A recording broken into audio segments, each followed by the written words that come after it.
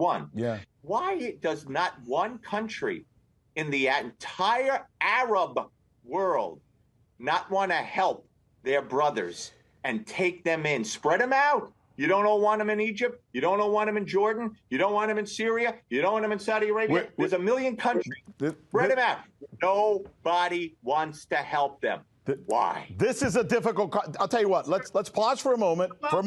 Thank you. I'll answer in one simple sentence.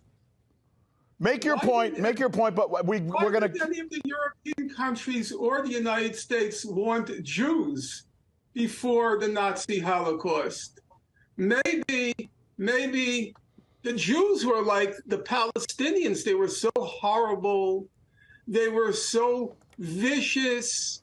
They were so bestial, or as the current Israeli government calls them, human animals.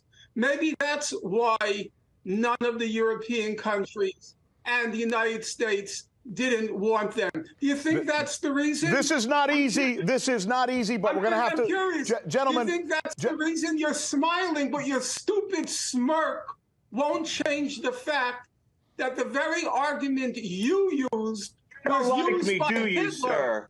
Yeah, the same argument you used was used by Hitler because I'm a Jew, to justify the extermination of the Jews. Gentlemen, your argument was used by Hitler to justify the extermination of the Jews. Nobody. What's my argument? What's my argument? Nobody wants them because they're so terrible and so horrible. You're a Nazi speaking now in those kinds of arguments. This has become very contentious. We're going to take a break. I want to thank you both.